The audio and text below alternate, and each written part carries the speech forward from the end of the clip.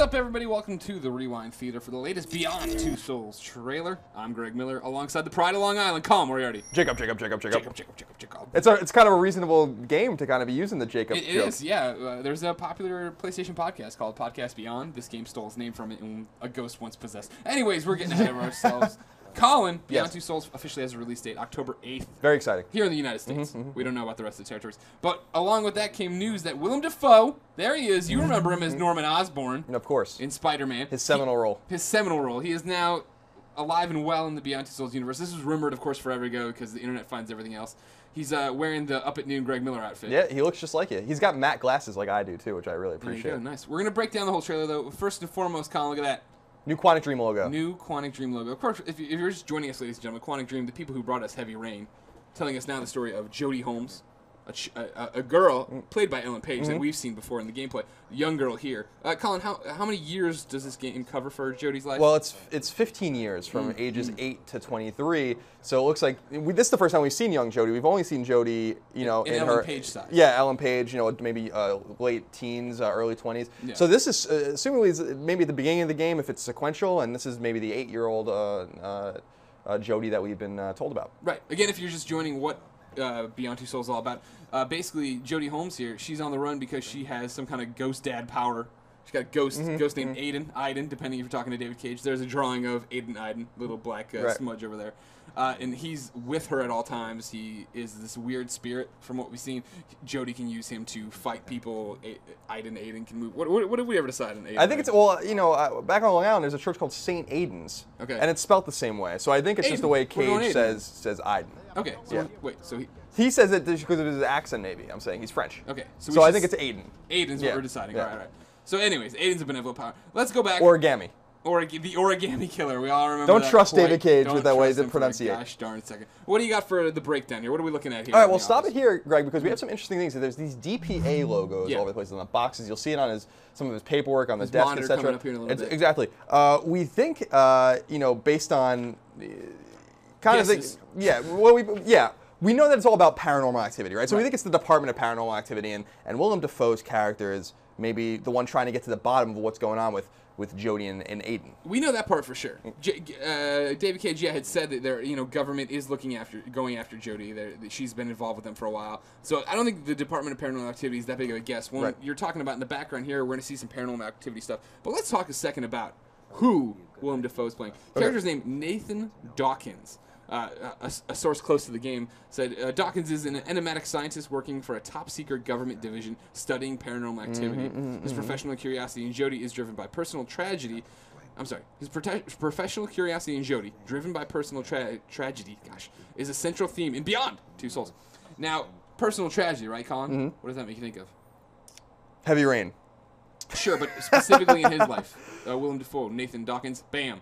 Got a family on his desk. Oh, okay. A girl about Jodie's age, I would say, right? Well, interesting. Here's something I wouldn't put it past them. I wouldn't say. I would say right now maybe Aiden somehow involved in their death. Maybe Willem Dafoe's character goes on. Well, there's this other trailer up on IGN, right, where Willem Dafoe's actually talking about being Nathan, what the character's all about. Right. And he talks about the relationship the character Jodie and Nathan have, and how it is this fatherly thing, but he's in it for the wrong reasons in some way. He is totally trying to further his own paranormal research. Right. So that's an interesting take that maybe, he asked the wrong questions here. She says right here that she's got the bruise, I'm assuming, on her arm from monsters. We never get to see it.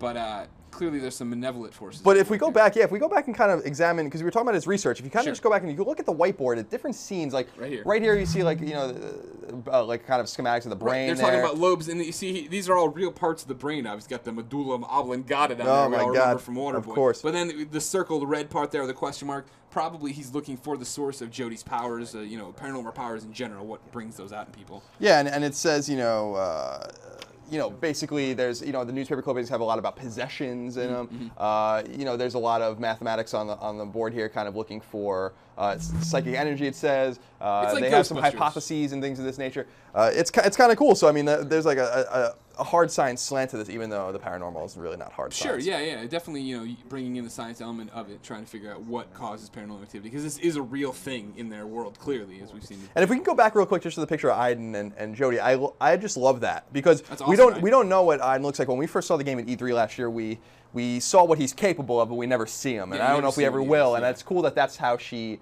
kind of explains him, is just kind of this amorphous blob that's tethered to her. Right.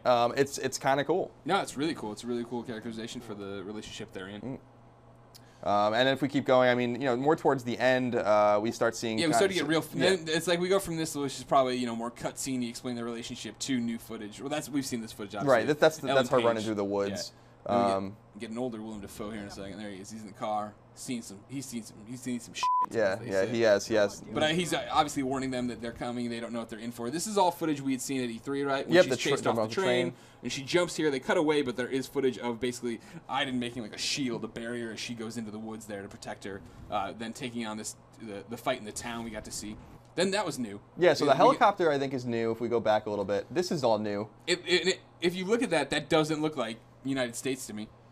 That looks more like not third world country, but a developing nation, right? Right. Like where there's war-torn stuff going on. It looks like people are firing AKs into the air there. We have smoke, we have sun, we have these broken down areas. Obviously, we're making guesses, but that's what Rewind is all about. It's pretty interesting, actually. That's a good point. You go and then, this is the snow scene. It seems like we're getting around, like maybe, even though the game takes place, I think, focally in the United States, that they might get around a little bit. Not that it doesn't snow in the U.S. Sure, but again, this doesn't look like this. You never see, these are like Bond villains out in the snow. You don't see that in Wisconsin. They're not just out there trekking around. Right, and then the next scene, her waking up in some sort of hospital or whatever. I don't remember that. From anything else? That's definitely new. And this is after the head shaving. Remember, time jumps around a lot in this game from what we've been able to see with Ellen Page's haircut and stuff. But like you said, we're following 15 years of her life. Who knows where that plays into? It's kind of fiery scene Hard to here. say what that's going to be. Ellen Page, of course, from Juno. That's the shot from her in the police station the very first time we saw her. The guy from Jericho, right? Yeah, so it is the guy from Jericho. There we go. Car tumbling down here at the end. I think, is this part of the motorcycle chase? Yeah, I think so. After she runs into the woods and she gets away, she steals the cop's motorcycle. I think this is what we're seeing there. So here, and remember, you can possess people as Aiden. So here he's jumping into something. Yep. So we saw all this. This is when this is when we kind of commented when we saw the game being played at E3 behind closed doors. Yeah, he does. That it gets a little gamey at that point. So that's, this is when it all starts to come together for what you're actually doing in the game. And this is a really cool shot. She's climbing up. There's like a machine in the background there. Out the electricity there. Which is very interesting. I'm not gonna lie. I'm hoping for an Infamous tie-in. Oh, okay. Maybe she's a conduit. Oh, okay. You don't know. That'd be amazing. So there's like some sort of I just like that there's she's got this paranormal stuff going on. It's some sort of hard science slant. The government's after her, the military's after her. I love it. It's very cool. Science fiction, right? Yeah, definitely. There you go. New logo too, right? I don't remember seeing. Maybe it's just cleaner than. Yeah, I think it's a little cleaner because I think we have posters with that. Oh, there you go! Free exclusive DLC, an additional scene. So yeah, we have. Well, there you go. DLC confirmed, Greg. Yeah, there you go. Just like the Heavy Rain episodes we never got. Yeah, we got one, right? Yeah, we got one episode that was clearly like a demo reel. But anyways, I was happy to have more. I was happy to have more, but I wanted even more. So Beyond Two Souls in October, probably right before the PS4 launches. You won't be playing it on your PS4 because it is a PlayStation 3 game. When I was interviewing Shuhei Yoshida during the PS4 reveal, someone asked, is this game being ported to PS4? He said no. So it is a PS3 game. Well, there you go, ladies and gentlemen. Beyond Two Souls comes out October 8th. Colin, myself, the entire podcast Beyond crew, and the entire IGN crew will be covering it every step of the way. So please, stay tuned. Beyond Two Souls.